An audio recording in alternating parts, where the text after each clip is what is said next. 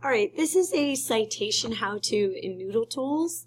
I know most of you are familiar with this already, but I'll just give you some directions on how to create your citations and share it with my project inbox. So once you're in Noodle Tools, you want to create a new project, and you're going to want to title it with your last name, comma, first name, MGP Citations.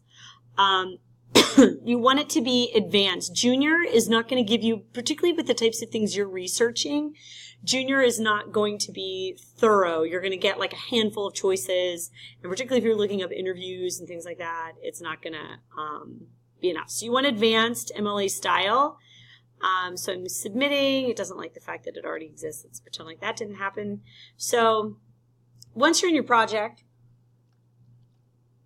you are going to, and once you've found sources, I would just keep your project open, have other tabs open for your research.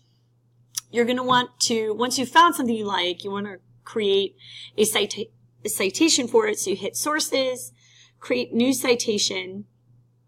Most of what you're looking at, I would imagine, is going to be a website and a web page from a website. That is my guess.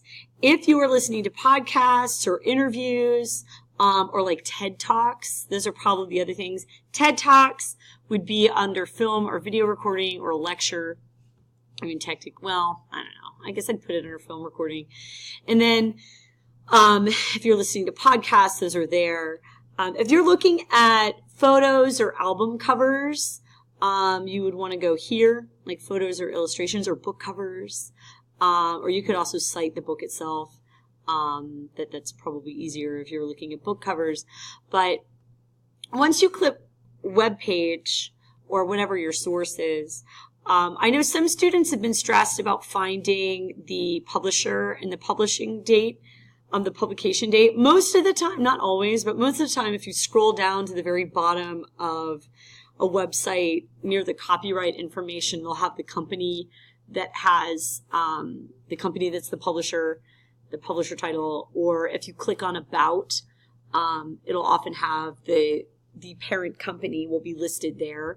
But if you're having trouble with that, I can help you when I return. If you're having trouble finding that information, we can look at it together.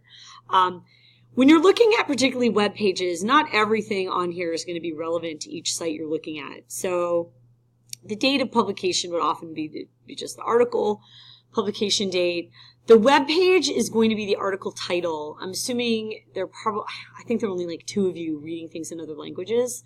So that would be, you could just include the English translation if you'd like. So the web page, that is your document title. Even if, let's say, you're on biography.com and you're looking at Drake or something, like often like Drake is the title, just like it would be in an encyclopedia article. And then the website would be, biography.com or, Rolling Stone or whatever it is you're looking for. If it's a site where you're looking at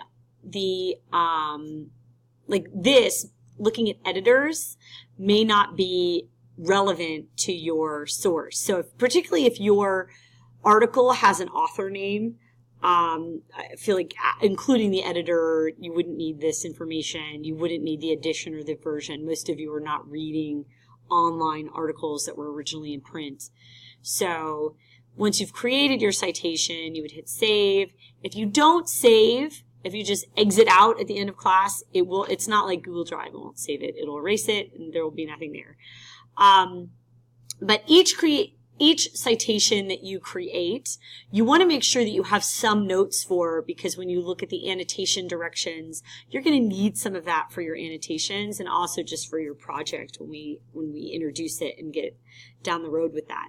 But in a nutshell, that's how to create citations. But if you have more questions when I return, I would be happy to answer those. Good luck.